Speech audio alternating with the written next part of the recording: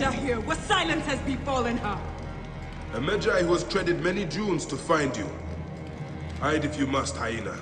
But this tomb will not protect you. I demand that you stop here. Turn back now and I will excuse this intrusion. Siwa was an intrusion.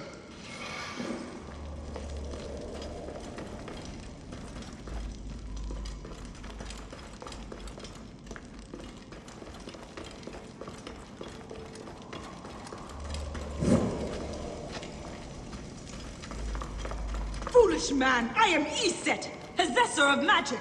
The gods live here, not you. What sort of mischief is she entertaining?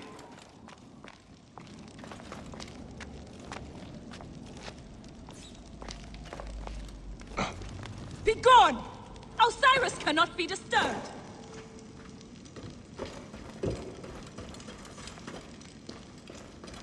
This trapdoor. What is it protecting? Heathen! The wakeful one is asleep! Go no further, or I will drench these arid plains with your blood!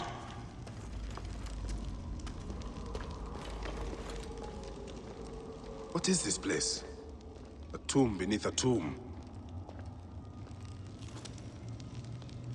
Is this where you hide, hyena?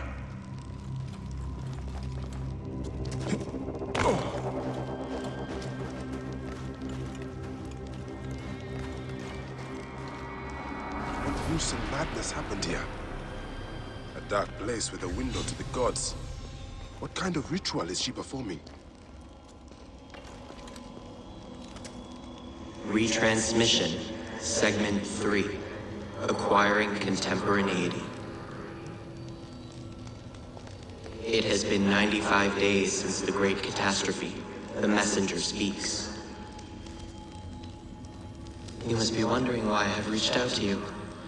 It was written, you see, that you would come to this particular chamber at this very moment in time. The walls told us of your coming when we once were. Look at them. Are they not fascinating?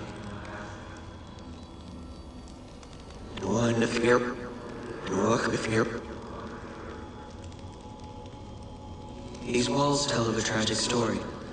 A story we transcribed on our structures, on our artifacts. A story we cannot alter. A mystery defying us in plain sight. We tried. Our scholars and scientists, poets and physicists, bright minds, rebellious hearts. They all tried so hard to bring about change. We all failed. None could change what we discovered, the stories written into the walls of these runes. By whom, we never knew.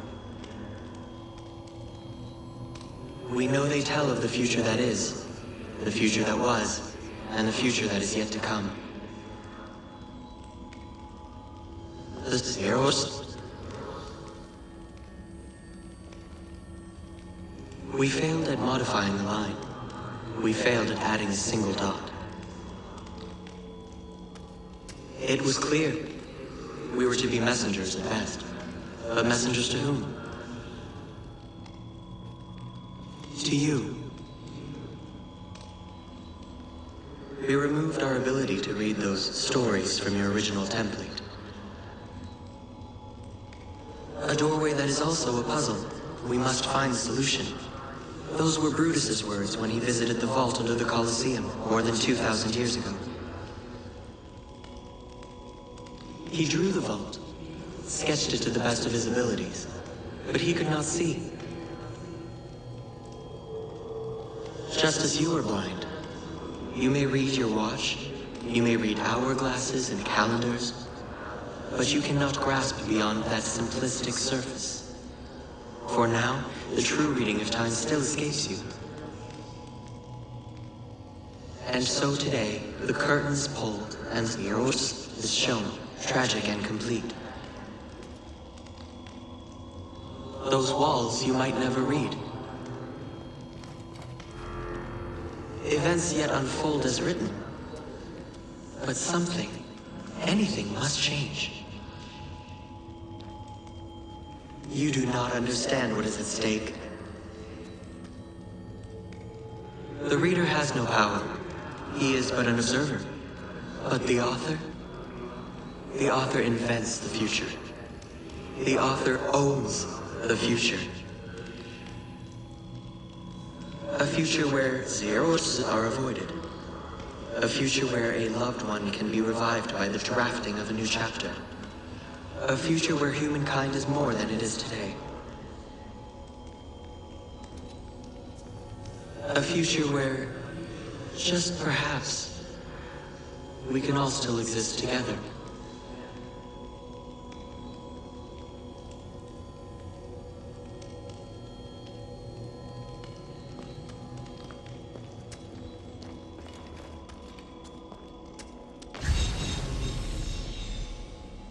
Still warm. And the ceremonial knife. This was a sacrifice.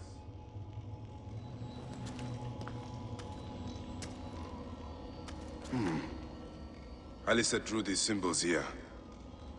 Was she trying to figure out their meaning?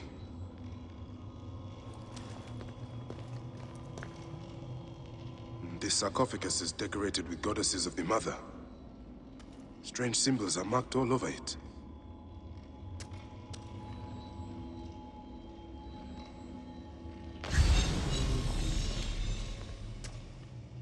Offerings to Osiris, protector of the dead.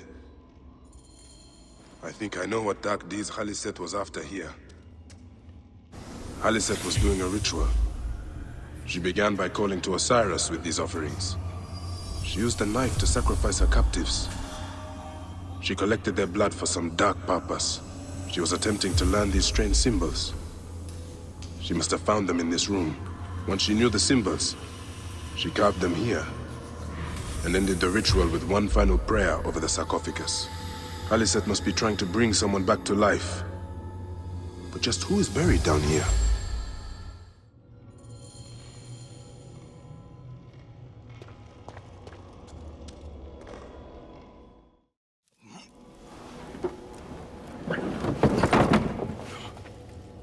Child.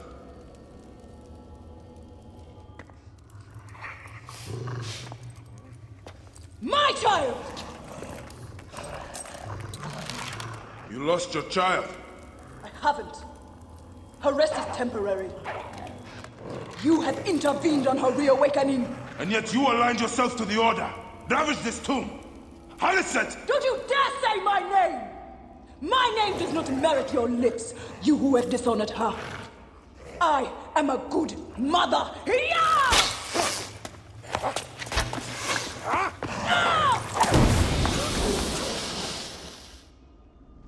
You're no match for me, Desert Sky!